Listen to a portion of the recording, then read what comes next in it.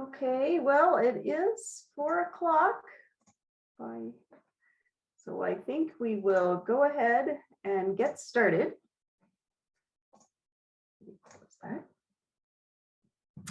Welcome to Parenting Strategies. I'm Betsy Brainerd, the Supervisor of Early Literacy at the Arapahoe Libraries. And with me today are other members of our Early Literacy team, Mary Kuhner, Lauren Graham, and Molly Lancaster. After a summer break for this program, we're happy to be back with you. The goal of this program, Parenting Strategies, is to connect parents and caregivers with specialists on topics important to early childhood, like picky eaters and positive parenting. Today, we're happy to welcome back Jen Kniffin-Turner to offer advice about child development and behavior. We specifically mentioned transitions, but I know Jen can handle a wide range of behavior questions.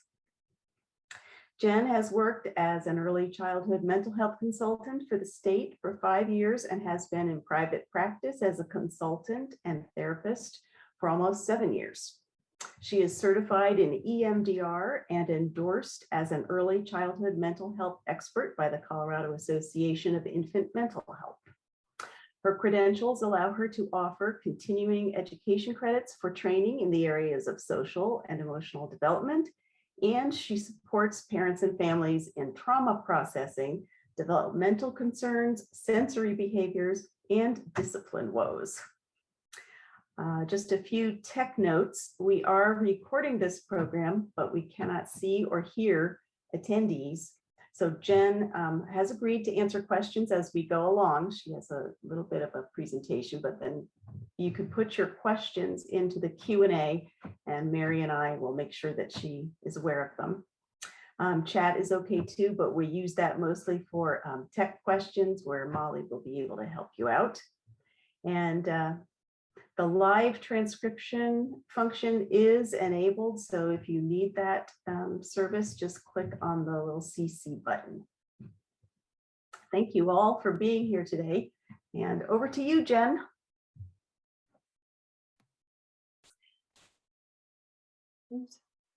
Okay, can you hear me? Okay. Hi, everybody. Thank you for coming. I'm super excited. My name is Jen Kniffin-Turner. Just as Betsy said, I'm really happy to answer any questions that you might have. There's a lot of different questions I feel like parents have right now, and there's a lot of transitions that our kiddos are going through, and our families and ourselves as well. So I have prepared some information, but I really want this to be open to really whatever is on your minds as parents or what you need help with. So please feel free to throw in questions at any time. I really want to honor those and make sure that they're attended to. So yeah, I know there was a couple questions that were received in advance of this presentation, and so I want to address those as well. And so I'm going to start with just kind of talking a little bit about transitions. And again, all topics are welcome.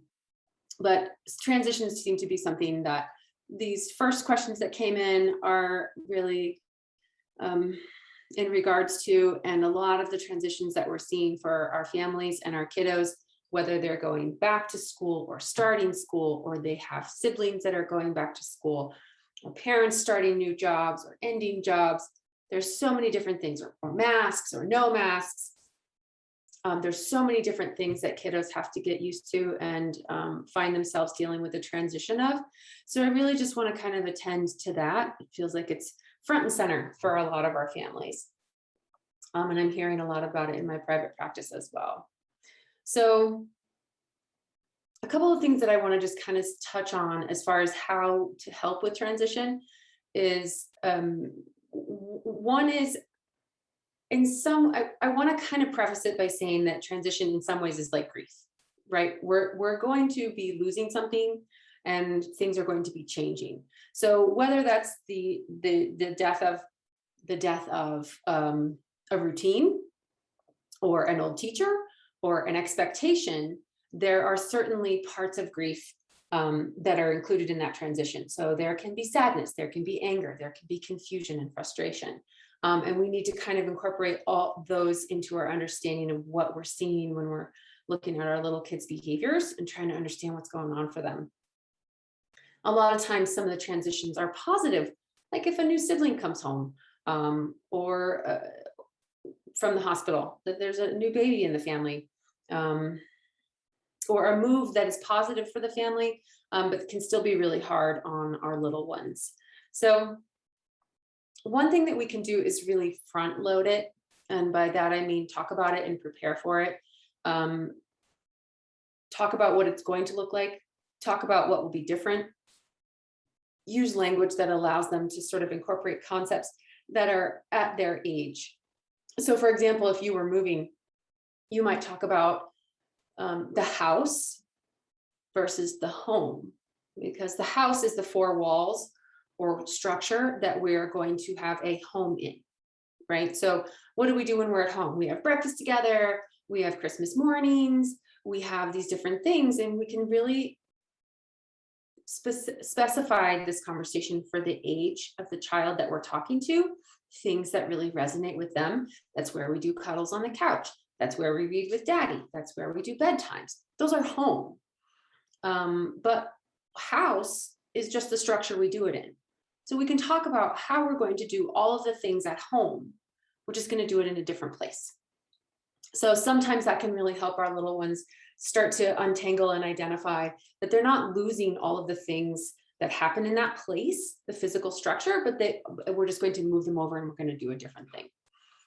If you have a baby coming home, I would use a lot of our family and our baby language, so that they can start to prepare for the idea that there might be someone else and that they are included when we talk about what this transition looks like, that they are part of the planning and that they are part of the transition. So some of those can be a little bit different when we're talking about school, or we're talking about all of the changes that have come on the tails of COVID. We can talk about what was and what is, or what's going to be, and what it was like when we did it this way. And then we can also start to run what we fancy word social narratives. Basically, it means storytelling about what it can look like or what it might look like in the future. So we could say, well, what if we went to a different school?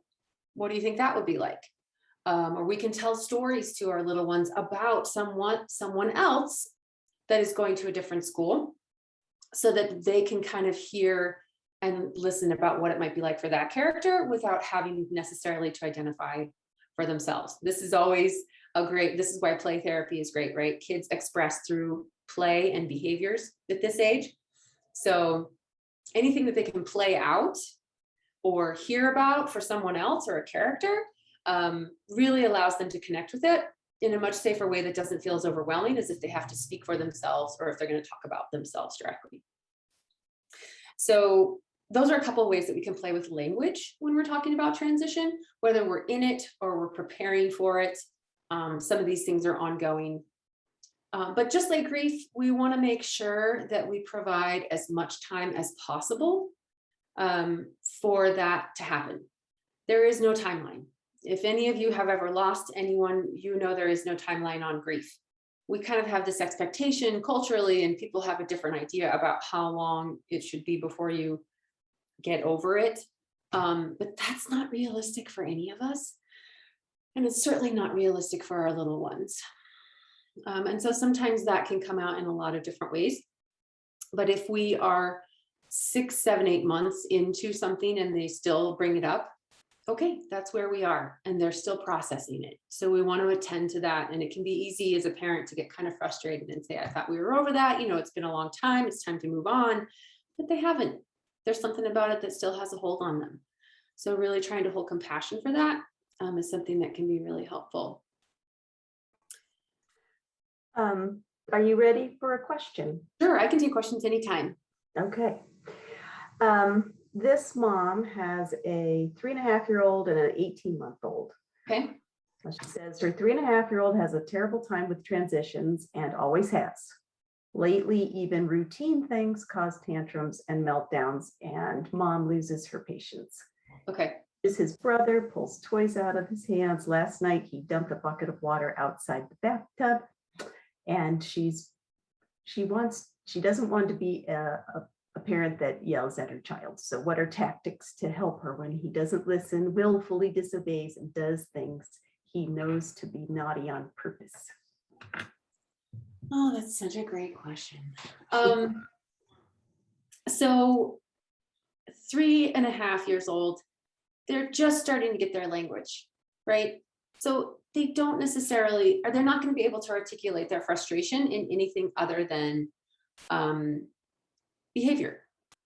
And the more frustrated they are, the more likely it is we're going to see it in terms of behavior as opposed to any sort of articulation. So for that age, one thing that I would really encourage you to do is to start narrating.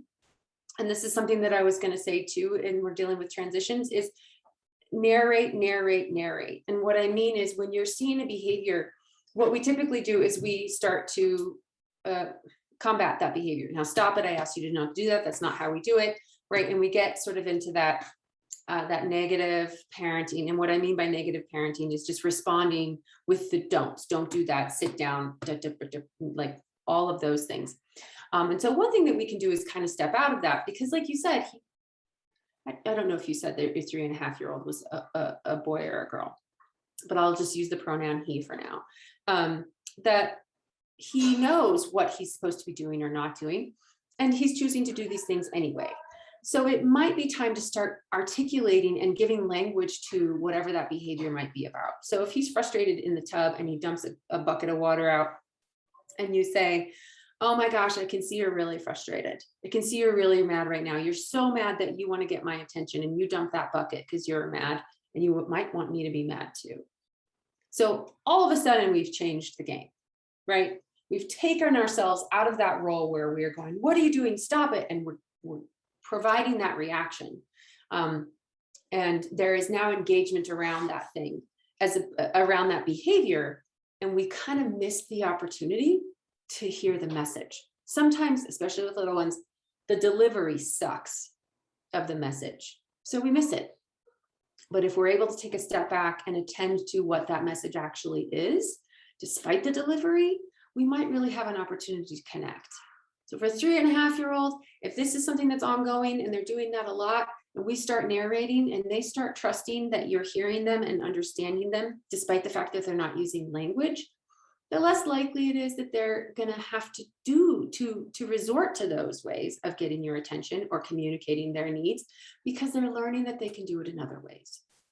The other thing that narrating does is it really provides a dialogue, which we hope to then internalize. So if we are saying, what are you doing? Stop doing that. You're making me so angry. We're providing a dialogue and a narrative for them. If we can make that narrative more compassionate, then that will translate into a more compassionate reaction to self in the long run. So they will more likely to go, oh my gosh, I really am having a hard time right now. I can tell. And so how do I need to take care of myself? As opposed to, oh, I'm so stupid, or I did a dumb thing, or oh my gosh, why can't I get this right? I hope that makes sense. So narrating, I'm big on narrating. I feel like from the time your kiddo is 6 months old and you start, and they realize that you're out of the room, right? And they're about 6 months to a year. And every time you leave the room, they freak out. So you start like singing from the bathroom or talking like through everything that you do. Now I'm folding a towel. See, I'm going to put this side in. And we give this language and we provide this language in so many different ways. So I feel like we narrate pretty much from like 6 months until, oh my gosh, we're narrating different things, but we do it pretty much until they start school. And it can be really exhausting to talk that much. But also you're providing language for them that they can use and build on in the future too. So I hope that answers your question. One of the questions that came in earlier, I'm going to go ahead and read it. It says that my 2.5-year-old has been struggling since we brought home our new baby sister in May. Usually she's very sweet, but she will flip like a switch and then try to hit or kick the baby. And I'd love some advice in dealing with this.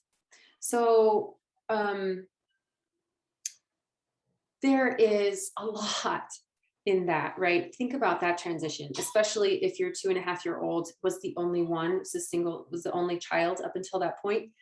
Really, they just got dethroned, right? I mean, they just got tossed off that throne and everything about their world has gone upside down. So even if there is still love in the home, the expectations that they had, the norms that they had, the routines that they had have all changed. So again, recognizing that this is something that she's been home since May, I would still encourage that kind of narration and front loading. So talking about how it's going to be different, even still, talking about what happens when the baby cries and how mad it makes your older kiddo, what it's like for her when she cries and talking about it. Or again, telling stories. Oh, there was this little girl and she had a little sister and she got so mad when she cried that she just wanted to hit her. And again, that behavior of hitting or kicking, it gets a really strong reaction from parents, right? Because we're protecting an infant as well. But the intention of that is some kind of communication. So if we can take a step back and be aware of our reaction for ourselves, but then start to say, okay, so what's going on for her right now? What is that about? And then attend to that. Again, the delivery sucks, the message remains. She's frustrated. She feels like this little person is taking away her attention. So if you were to say something even in that moment, say, oh, I bet you're really mad at baby because you don't get to have what you want right now, or because it stopped us from doing the thing, or because now it has mom's attention. Now she has mom's attention. So there's lots of different ways that you can articulate that for that kiddo, for your older one, so that they can feel empowered and heard, and then we can meet those needs. So we might be able to say, what is it that we need right now? Other things that you can do is you can actually have a present presented to your older one that is from your younger one that says, I'm sorry that I made things hard sometimes. So sort of like a gift of reconciliation, a reparative gift. Sometimes when babies aren't born yet, I encourage families to purchase a gift in advance that then is from the baby to the older sibling, and that the sibling gets to go out and purchase a gift for the newborn baby, and that there is an exchange. I would start making sure that we're using language around our baby and our family. And if your older one reacts and says, I don't want baby in the family, then we have to hear that too. I remember very specifically that I wanted my daughter to be potty trained before my younger child came. She was right on the edge, and I was kind of pushing, and I kept using language about big girls. And as soon as and she was doing pretty good. And as soon as that baby came, she stopped completely. She stopped going, she always went back into her diaper. And when I said, I thought you were going to be a big girl and go in the toilet, she said, I don't want to be a big girl. I want to be a baby. So I had defined that for her. I had said, this is how you be a big girl. And when that baby came along and she realized that that wasn't her place anymore, she didn't like it. And by definition, this behavior of going potty in the toilet defined her as no longer a baby, and she didn't want it. So we have to be really aware of the language that we're using and how the kiddos are responding to it. So if you say, I want you to be a big boy or a big girl, and they go, like that, maybe they don't want to be. Maybe that's not actually what they need. So how can that child actually be mommy's baby? What can we do to give that child that sense that you're my baby? Sometimes we just hold it and rock it. Sometimes we say, oh, my sweet baby, you're my baby. And we do the behaviors that we would do with them that they might be looking for, that have now been sort of relegated to the younger one. So lots of different things to play with that one. The other question that came in before recording was very similar. We have a almost 3-year-old and a 5-month-old. Our 3-year-old has been struggling with some strong meltdowns and tantrums since little brother has arrived. Tantrums tend to be worse with mom. In need of tips of how to handle these meltdowns, simple things like how to approach them, words we should say, and how many times we should repeat ourselves. excuse me. So again, I'm going to just harp on that narrate. If we can keep ourselves from saying, now stop that, don't do that, that's not allowed, but really say, I can see how mad you are. I can see this is really hard. Oh my gosh, it doesn't look like you want to be anywhere near baby right now. And really just letting them know that they're being seen and heard, I think is going to shift that dynamic straight away. The more that we can do it, the more that they trust that they're being heard and seen and that their communication is effective, then the less likely it is that they'll have to do it. Specific words that we use. I'm a huge fan of language and its impact. Like if I'm ever going to go and do a thesis, it's going to be about language. Just like the word but, right? We all know that if we say I love you, but, then it negates the I love you, and it makes that love contingent on whatever comes after that but. So we want to be really aware of those languages, of our choice of words and how we're saying things. You're making mommy really mad right now. Actually, the child isn't making mom mad. Mom is getting mad, but that's not the child's fault. It's not their responsibility. So even just a shift of language is mom is getting really frustrated right now doesn't necessarily imply that they're doing something to us, and can really shift that relationship and how they're responding to us, and how comfortable and safe they feel to communicate their needs in the long run. If they don't feel like they have to take care of us or protect us or keep us from having certain feelings, then they're more likely to express themselves well into adolescence about things that might be harder topics. And when you ask how many times should we repeat ourselves, I'm wondering if you mean during a meltdown and during a tantrum, or if you just mean in general. So I do have a sheet that I'd like to share with you guys, and I can do that now or I can do that later. I don't know what other questions that we have on board. We do have one more question that's been Okay. asked. The question that just came in is asking, can you provide any tips for easing anxiety in a 7-year-old regarding COVID and being unvaccinated? We don't want to downplay the situation, but also don't want him to stop taking protective measures like masking and hand washing. Okay. Oh, these are great questions. Okay. I have seen parents run the spectrum of like lying to their kids about it versus really sort of instilling a sense of real fear or even paranoia about it, and all the way in between. I do think especially a 7-year-old is very capable of understanding that there is a reason to be concerned, and to describe it in a developmentally appropriate level is a great place to start, right? So we don't need to tell them all the statistics that we got off the news. We don't need to tell them what we saw on Facebook. We don't need to tell them those things. We just need to say, there is something, and it's something that we can't control all the way. And these are the ways that we can take care of ourselves.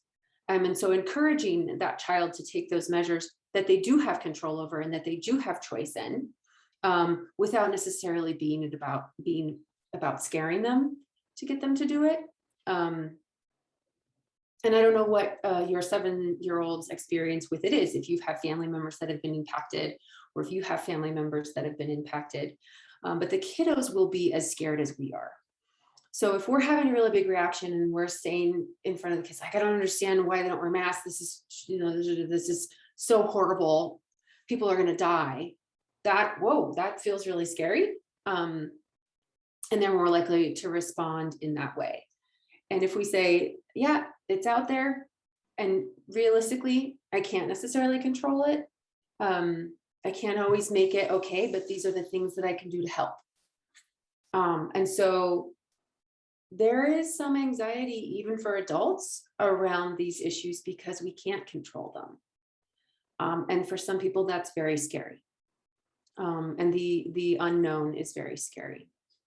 So I encourage parents really to be aware of how they feel about it, what their triggers are around it when they're talking to the kids. So are you presenting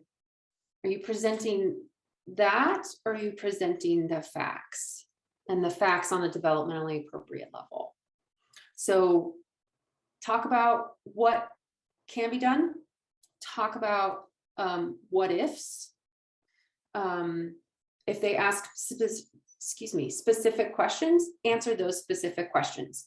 I think I've said this in other trainings. I am a firm believer that if a child asks you a question, we need to answer them at the developmental level that they're at. So they're asking you a question based on their cognitive understanding of the world. Typically, as parents, we see this as a launching pad. Well, you see, or we go into this much more lengthy description than they asked for. So rule of thumb is if they ask a question and your answer leads them to potentially ask another question about something that you said, you probably overshared. Like the great example is if a child asks where babies come from, and then the next thing they say is, well, but what is birth control? Or something. Like, we've already overshared. We missed the mark. They asked you very straightforward in a concrete manner, where do babies come from? And the answer is from inside their mom. That's it. That's the answer. So we can avoid all these sort of in-depth concepts that we as adults are contemplating and just answer their concrete questions. So if a child says, well, you know, do kiddos die? Yeah, it has happened. But the numbers are really low, and it doesn't, and that's one of the reasons that we want to take care of ourselves. So ways to attend to it without pulling ourselves into it and our emotional state, which is a tricky thing for all parents. But the other thing that I might touch on for that little kiddo is just like normalize the change. Talking about how there was a normal and that normal has changed a little bit, that we might not go back to the same normal, but we'll have a new normal. And maybe that includes masks. But the one thing that's happening is that we get to kind of figure that out now, that we all as a community are working on how to figure that out and how to keep everybody safe. And so these are the things that we've come up with. We wear a mask and we wash our hands. And that's it. And we don't lick our friends' faces, which is a good rule anyway. Always good advice. That's a good rule. Yeah. We have a follow-up question. Okay. Back to the situation with the 2.5-year-old and the new baby. Yes. Outside of gift exchanges and narrating the emotions, what other concrete ways can we handle aggressive behavior? I think maybe toward the baby in the moment. Okay. So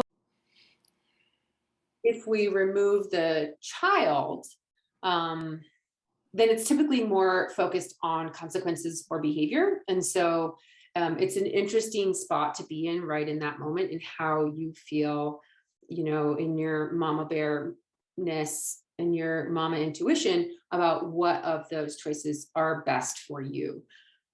If you have two parents available or someone else, then we can split. If it's in the evenings and there is two parents available, we can make sure that there is time identified just for the older child so that they get some of that attention. It might be too that in that moment, what we do is we say, okay, no, we can't do that, but we can hit this, or we can throw it this direction. And so we find a different way for the child to express that same frustration that isn't on the infant. That can be one way to handle it. Another way is to say, it looks like we need to take a break. And so we can go somewhere else to take our break. We go to our room, we go to, I don't want to call it a timeout necessarily, because I do think there is a distinction between having feelings and being in trouble for the behavior. So if a kiddo is in trouble for a behavior and we're doing it like a timeout or some sort of consequence, that's different than taking a break to go and deal with whatever feelings that you're having. Sometimes we do both. Sometimes we need a break to deal with the feelings, and then there are consequences for our actions. As an adult, we don't often get that break. Like, nobody cares how, if I was going to jail, I would drive really slowly, but nobody cares that I'm upset. I broke the law. That's what happens. I'm going to jail. for kiddos, we can allow a little bit more of that transition time so that they can have their meltdown, they can have that moment where they're super frustrated, and then we can talk about consequences once we've kind of recovered, if there are consequences. So again, separating, pulling away baby, pulling away the child, whichever one feels more appropriate to you. Finding other means or access to expression, ones that are that align with your family values. Like if they can hit something else, great. If they can throw something, great. Sometimes kids like to smash blocks, they like to throw something. When we're dealing with hitting another person, sometimes we're just talking about shifting and shaping. So if we can get them to just stop hitting the other person and hit the ground, that's great. We'll worry about hitting later. But if we can start to shift away from just hitting the infant, that is the first step. Because they won't necessarily, it's like the difference between gradually stopping smoking and stopping cold turkey, right? So sometimes we need gradations and steps before we assume that they're going to be able to just stop. And the hitting is still a behavior that is communicating. So once we do separate it and we make sure that the infant is safe, and only when the child is calm, we can return to it and talk about like hitting something that really helps us feel better. Yeah, okay, so what can we hit that doesn't get us in trouble? Doesn't mean they'll make the great choice next time, but we can start to find ways that they can access that behavior in a way that doesn't get them in trouble. I hope that. I have another question for you. Yeah. This question is, we in our family have been thinking about pre-K and are worried about social emotional skills and school readiness. My kids haven't had school experience, and due to COVID, we decided to keep our kids home, possibly going to pre-K if we feel comfortable. I'm hearing a lot about kindergartners now having a lot of social emotional challenges, and I'm wondering if there's anything I can do to prepare. So is this, am I understanding that they're going to pre-K now, or that they're still thinking about? I think they're still thinking about it. Okay. The social emotional impact of this, I think there's two parts. One, long-term results remain to be seen. There has been such a separation of kiddos from their social emotional experiences anyway, from screens and all of those things. Now it's just heightened by COVID, right? And the age that we do send them to pre-K and they start to have those social emotional engagements, if that's missing, I don't necessarily think that that is going to be a long-term detriment to your child's social emotional ability. If there are siblings in the home, they are still engaged in some of those skills and those experiences. Doesn't mean they always have access to same age peers, but it certainly is something that they are experiencing. If you have a smaller group of people that you are comfortable with, that are practicing the same sort of COVID protocols that you are and you're comfortable meeting, great, let's have practice groups. Let's do that. If there is not a specific window for pre-K that after which they won't learn those skills. So if you wait until kindergarten, they might have a little bit more of a bump in the road when they start in, but it's not going to stop them from developing in social emotional ways. Ways that you can support them now, again, is social narratives, talking about that storytelling. We can use different characters if they have dolls that they like or figurines that they like. We can have them get in a fight and see what we would do about it. We can play a character. We can ask them what they would do if this happened. We can stop shows and say, what do you think? What's his name? Tiger. What do you think he should do right now? Daniel. Thank you, Daniel. I do love Daniel. It's been a long time since I got to, my kids are a little older now. I don't get to watch Daniel as much, but you could even pause it and say, gosh, what do you think it's like for him right now? What do you think he should do? We can process different shows. We can, again, practice on siblings. The more that we narrate and call to attention those moments, the more they can learn from them. So if the siblings are just fighting in the other room and we just let it happen, that's one thing.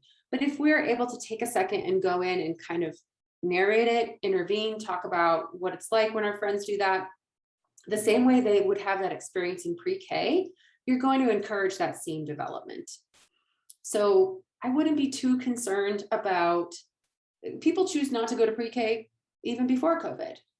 And they're okay too. So I would encourage you to make a decision that feels good for you and your family as far as the safety is involved, and your concerns for COVID, knowing that I don't imagine that they're going to have too much of a hard time with that. Yeah. That's really good to know. I think we get that, we hear that concern a lot from parents. Yeah. And I think we've talked about it, even I've talked about it in other parent sessions. They're like, oh my gosh, they're not going to know. And you're right, they might not, but that doesn't mean they're not going to learn it. And that doesn't mean they won't have plenty of opportunities to have those social and emotional interactions with their peers as they go through school. And let's not forget, they're not the only ones. Right. Everybody's home. Everybody was home. Everybody missed some part of that. So when everybody went back to school and they're like, we're doing testing to see who's behind who was in school and accelerating while the rest of us were at home. This is it. This is where we all are. So. Yes. Betsy, I have another question that came to me. Okay. So this question is, my child is constantly has conflicts with her friend. We've tried asking her to walk away when she's angry, talking to a teacher, etc., but none of these seem to work. Are there other solutions we could try? So this is at school. And yes. Okay. I wonder what I have so many questions in reference to answering this question. I would be curious about the dynamic of these two kiddos, if they have similar or very different personalities, if they have a relationship outside of school as well. Could we ask for more details from the questioner, please? Yes, so they have both very strong personalities. They do not have much interaction outside of school. And I forgot what the other question was you asked. Is the school concerned? Yes. Okay, the school has expressed that this is a difficult and perhaps disruptive interaction between these two. Yes, the two of them have already tried solutions with the assistant principal. Oh, wow. Okay. We got everybody's attention on this one. Okay. So a couple of the things that I would be very curious about in what the conversations that the parents are having with the schools, or what has or hasn't been done, is where do they sit? What are the options? Are there ways that we can have them work in separate groups? I'm sure they've had if the assistant principal is involved, and I'm sure some of these questions have been answered or at least discussed. For your particular child and how you can support them, it might just be about, my guess is if they have this strong personality, then when they're in that moment, it goes from 0 to 60 in 2.7 seconds, and they're mad and they're reacting, and we miss all the markers that are available to stop and take a break and all of those things that we want, those sort of cognitive choices that we want them to make. Everybody knows somebody like that pushes your buttons and you go, oh, I wish I hadn't said that. So the idea that she might be able to walk away might be unrealistic for this age group. What we can do is begin to have this child become more and more aware of their physical state, and when they're maxed and when they're not. So for kiddos, feelings are very physical, right? Because you could, like, the name of a feeling is very abstract, but we can talk about what it's like in her tummy, or when she's so mad she wants to scream, or what happens for her when these things are going on. And if we can start to really have her be aware of those markers, then she's more likely to be able to identify them for herself. This is a great skill anyway, for even into adulthood. So we can say, oh, okay, so when we get that fire in our belly, or when we feel like clenchy and we want to scream, that's when it's time to do what? What do we need right there? What are the skills that that child can build on? Ask for help, take a break. But what you want her to do is be self-aware enough to know when she needs to utilize those skills. So we need to take a step back and start to teach and have her understand what those markers are, what those indicators are about when she is getting to that point. So that is something that we can do at home too. We can do a practice on our face and say, oh, I can see you're really mad. Let's see what mad looks like. We can hide this is helpful too for them to read the social cues of others. Hide our face and then show a face, and they can guess if we're mad or sad or angry or scared. And we can start to talk about what that looks like on another person so that they can be more responsive to that. We can have them look in a mirror to look at what their face feels like when they're having different feelings, and what it feels like in their bodies, so they can start to be aware of that as well. And depending on your partnership with the teacher, some teachers are very into this, some are not, but we can start to incorporate some of those skills into the classroom. We can have that be part of a group conversation. We can also have, again, like a safe space, a place that you can go where you get to take a break, that you're not in trouble before you get in trouble. So again, we're not in trouble for having feelings. We might be in trouble for the behaviors that we exhibit when we have those feelings, but the feelings, they're a real thing.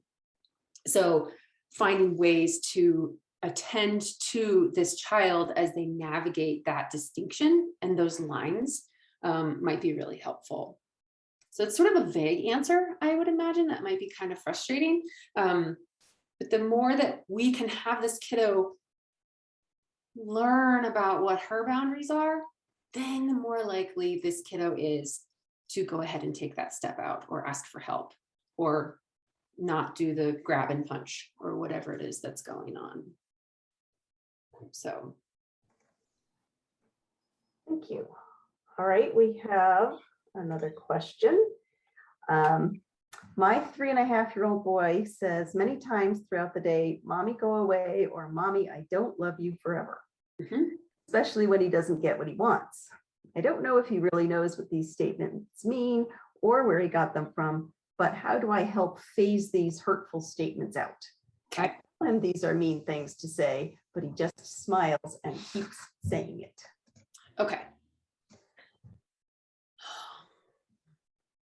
There's two ways to go on this, right? And one is to really kind of drive home that you're hurting my feelings, and that you don't get to say those things. However, for this kiddo in this moment, it sounds like there's a little authority in that. It sounds like that might actually be the intention. That kiddo is upset. He is upset that he's not getting what he wanted, and that you're the mean person that's doing it to him. And so he wants to make you feel bad because he feels bad, which, let's be real, is a human thing, right? I mean, we all don't mind a little company when we're miserable.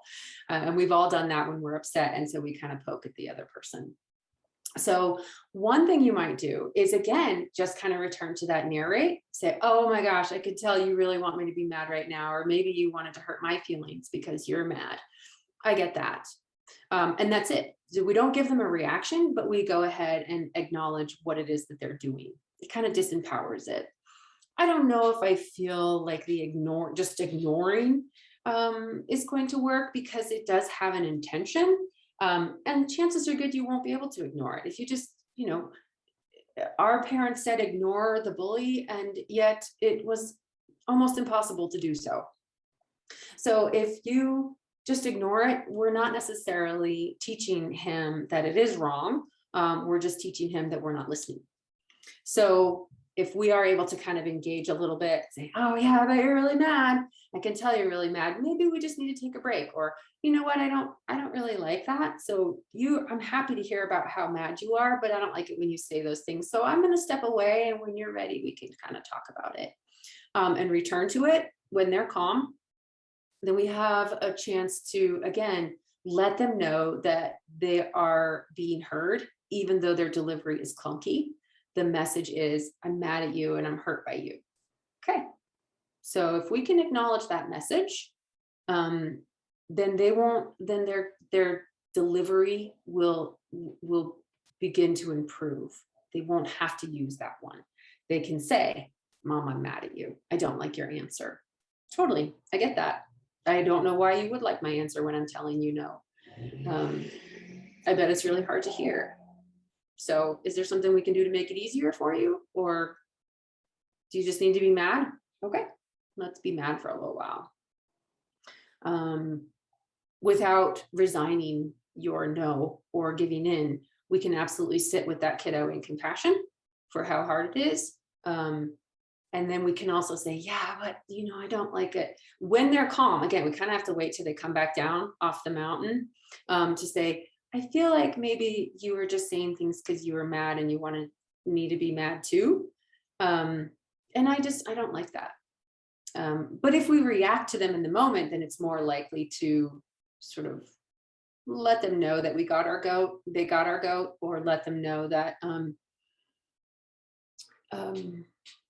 oh, it worked. I got Mom upset, or now I'm not alone in it, those sorts of things. So if we can refrain from, I always feel like when parents start talking about themselves in the third person, we have to be like, oh, that hurts Mommy's feelings, or oh, Daddy doesn't like that. That's a way to separate ourselves from it. But I would encourage us to kind of wait until we're out of that reaction moment and the kiddo is in a different space so they can hear you, to have that conversation.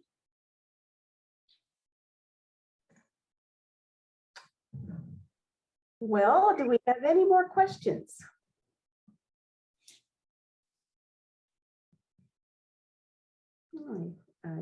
Oh, here's one. My 2-year-old will rip toys out of my 7-month-old's hands. He doesn't like the baby playing with anything. The baby cries, then the 2-year-old cries. Okay. Yep. Are maybe there are things that are specific that the 2-year-old has that the 7-month-old doesn't play with or are out of reach, that there are things that this child gets to designate as their own, and that no, he wants everything. Okay. Okay. So one of the hard lessons, and again, we can do this, this is one of those social emotional skills, right? And if they were in any kind of pre-K or preschool, we would start to practice these things, is sharing. So if the 2-year-old wants the toy and the infant has the toy, then we get to say, well, we have to share. Then he hits the baby while everyone is crying. Okay, so he gets pretty upset. So one thing we can do is try to use a timer. You could say, okay, you can have the toy for 2 minutes, but then your sibling is going to have the toy for 2 minutes. Or how long do you want it? Because then if you say 10 minutes, then the 7-month-old is going to have it for 10 minutes too. So it's going to be fair. So you could even give them the control of how long they get to have it, but that means that the sibling gets to have it for equally as long. Even if they put it down, they won't necessarily get to pick it back up. 2-year-old doesn't talk. Okay. So all of their communication is behavioral, right? There's not a lot of communication going in any other way. So narration is going to be pretty important. Allowing them to be frustrated. Again, if there are things that the 2-year-old gets to pick that are going to be just for them, then there are also going to be things that will pick that are just for the 7-month-old, and that the 2-year-old can't have those. So there's going to be kind of a back and forth. Let's see, he didn't like me. And he's hitting he doesn't let, and he's hitting the baby because he's frustrated with the baby, because the baby is the one that's messing this up for him. So again, narrate it, give it some language, even if he is nonverbal, give it some language, then talk your way through, even when you are deciding as a parent how you're going to respond. I could see you really want it, but I know the baby wants it too. So I've decided that you can have it for 2 minutes. I'm going to set a timer, and then baby can have it. And that might create another fit, and that's okay. When he's ready, he can have the 2 minutes. Oh, it doesn't look like you're ready. Oh, we're hitting. Okay, so I guess maybe infant can have it first, and then you can have it later. Or maybe we need to play with it in a separate room. Maybe we need to have a little bit of a space. So we can use proximity or distance, physical boundaries. You can have it on this side. You can only play with that toy in this room. You can have it for 2 minutes. We can use time. Then they get to have it for 2 minutes. There's lots of different ways to kind of start to curtail that without it just being a constant full free reign thing all the time.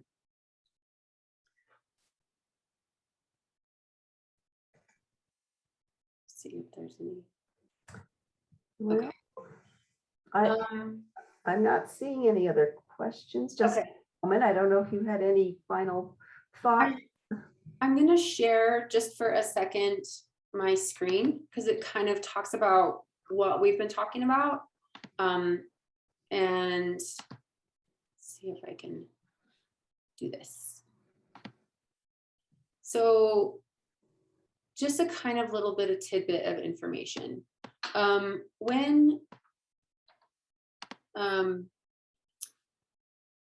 more upset you are, the more emotional you are, the less of your cognitive brain that you're using. And we all know this because we've had moments where we're like, I'm so mad, I don't even know what I was thinking. And it happened. I mean, think about little babies have even less access to that cognitive brain. So they go back into their emotional brain much faster. The emotional brain sits right on top of fight or flight. So a lot of times we see these reactions that look huge, and they are. Whether we're talking about a tiger chasing you, or your house burning down, or somebody stealing your lollipop, it is that big of a deal in that moment for that kiddo. So one of the things is just, again, to just kind of have there be some validation and some normalizing for that, and acceptance and compassion for that. That's really where they are. I know that that's so frustrating when we're like, are we seriously going to cry about the lollipop for the 17th time today? Yes, we are. Yep, that's exactly what we're going to do. So this picture kind of talks about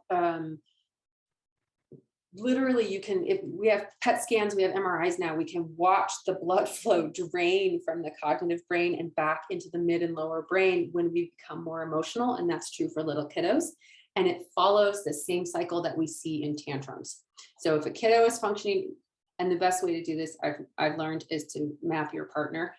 You can map your partner really well on this. And sometimes your kiddos too. This is the closest I've ever come to like a behavior equation. So baseline, right? They can handle some redirection. They can handle an intervention. They're pretty good at handling some of those things. Then we have right here, we have a trigger, something happens and they're upset. They're just a little bit edgy. I know for me, if I'm triggered, I'm just a little feisty, maybe a little fussy. Much more likely to react to something. But when we're triggered, we still have some cognitive function, so we can hear, we can still kind of have those conversations. We can come down, right? We can come back down to baseline pretty easily. If we go into that next phase where we're escalated, now when we see our kiddos like stomping around more, they're elevated, they're just kind of like really having a hard time. For me, escalation, I might be even a little bit proactive in looking for kind of a fight, as opposed to when I'm just triggered and I'm just kind of fussy. Maybe that's when I'm going around provoking other people because I'm mad. And so these are the behaviors that we see when we're escalated.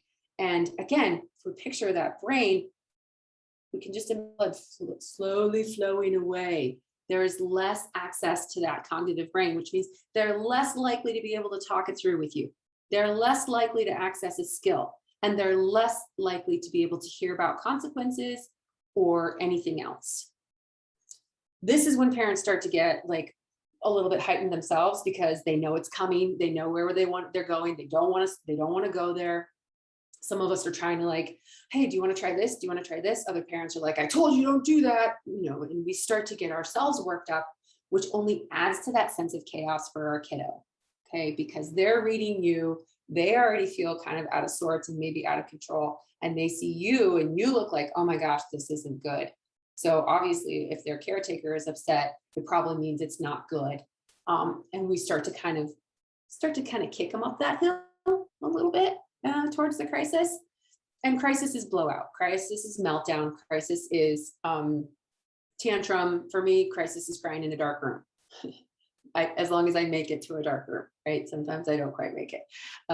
But when I am in that place, my brain is offline. I am not cognitively available. This is not the time to talk about consequences. This is not the time to talk about what we could have done different. This is not the time to talk about any of those things. I am still in that midbrain emotional state. Also, so you know, a tantrum is a crisis response. It is that, it is that fight or flight kicking in. So we do have an actual chemical and physiological cycle to a tantrum, okay? And we've all seen it. Typically for this age group, a tantrum is about 10 minutes. So if we've got a kiddo that's tantruming for 45 minutes, that child is actually getting re-triggered and going back into the fight or flight and then recirculating again and again and again. So we want to be aware of what's going on for them, that's happening. If I came out of the dark room and if I had been crying and it was just starting to see this part where it says calming down, I'm not necessarily out of it yet. If I come out of that room and my husband says, boy, that was a rough one, huh? I am going right back in. I'm not done. So if we have a kiddo and they're struggling and we make a comment or we say, now we're going to talk about consequences, or this is because if you would just act right, it's really simple to send them back into that cycle again. Okay. So it's something to be aware of as parents, because often in calming down is where I'll just acknowledge in my parenting that I like to say things that help me, but aren't necessarily helpful to the kiddo. Like, boy, that was a big deal, or something maybe a little snarky that isn't helpful. So please be aware of this and how available you are and how available they are. They can come all the way back down, and then down here we see crash. So this is also not this place to talk about it. This is where we get a lot of remorse and regret, and sorrow and guilt and shame. And we don't want to capitalize on that. So this is when a kid says, you hate me, or I'm terrible, or all those sorts of things. And we don't need to capitalize on that. We can just say, oh my gosh, it sounds like it really feels bad. It's only here when we get back to baseline that then we can talk about consequences, that then we can process what happened. They are not available to process anywhere in this area. And we know that we got to get back to baseline. Just because my husband brings me flowers does not mean I'm ready to talk. I have to get back to baseline too. So for parents, what I encourage and hope is, if you'll follow my mouse, is that we are going to actually mirror this. We're going to come down, and the bigger and louder they get, the calmer that we get. And as we come back to baseline, we can meet them on the other side. Super awesome in theory. Absolutely almost unbearable in practice. Okay. But this is what we want to start to do. The more upset they get, the more that they can co-regulate with us, the more they see that I'm okay, and so that you can be okay too. This does not imply that you are unfazed and that this doesn't bother you at all, and that only good parents don't get bothered. No, this implies that, like all humans, I am dying inside and I can hardly stand what's going on, but I'm going to manage it. And then when we get back over to baseline, I can then apply a coping skill and take care of myself. And that's something that then I can model for my kiddo. Boy, that was really hard and frustrating. I need to go on a walk. Let's get our coats. Let's go on a walk. Let's go to the playground. Let's do something to help ourselves feel better. Okay. Because that is a skill that we want them to have. Most people can't cry at work. I am very lucky I get to cry at work, but a lot of people can't, or don't feel like they can. So we want them to know that we might have this moment, we have these feelings, and that then we apply an appropriate coping skill. So the places that we can intervene, I'm going to throw, let's see what time is it. I don't want to be, oh, okay. Well, we're running up against the hour. Okay. Yep. We have one final question. Wondering, what do you think of the course Big Little Feelings? Big Little Feelings. If you've heard of it. I've not. Okay. I would like to hear more about that. Well, I will, is it okay if I share my email in the chat? sure. Okay. So I will And share. while you're doing that, I just wanted to thank you for your great advice and words of wisdom today. So helpful. And thank you to everyone who joined us today. If you want to refer back to the program, look for it on our YouTube, the library's YouTube channel, in a few days. Also, we have a couple other parenting strategy sessions coming up in October. On the 19th, we'll have an interactive music program. And then on November 16th, something you might be interested in is life skills for little ones. And we are going to have our own early literacy librarians just talking a bit about executive function skills, social emotional skills, and ways that you can support those at home. So, And thank Jen, you, everyone. you know, you need to change who can see your messages because those were just sent only to us. So if you Oh want no, okay, okay. to share them in the chat. Everyone, yep, thank you. Okay. Oh, you're welcome. Glad you could all be here today. And thank you guys very much. If there is more I can do, if I can answer questions, I'm happy to do so. Because sometimes I know there's more specifics that we want to cover. So please feel free to reach out if you have any other concerns. I'm happy to help if I can. Thank you very much. And thank you for being here. Thank you guys. Thanks for coming, everyone. Okay. Bye. Bye.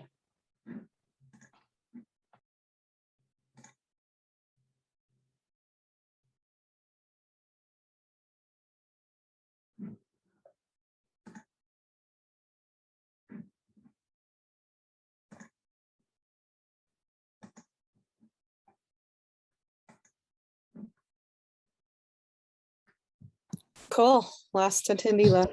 That was so good. Isn't she good? It really is. Wonderful. Really, He really. always is.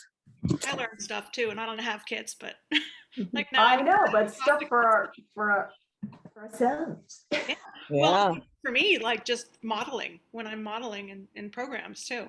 I was gonna say lots for us to and to hear what the current worries and thoughts are of our patrons. Sure. Lots of sibling problems. Mm-hmm. Well, the siblings have been all, you know, crunched together. Yeah. Mm-hmm. Probably part of it. Or, you know, you could be having problems if your child doesn't have siblings. Oh, I was gonna say. Lauren, I think you're doing a great job. Just gonna say that based on what you said. Yeah. And now you can make the decision about pre-K, you know, at your leisure. Molly, you're doing a great job too. Yeah, I've been thinking about if it's even possible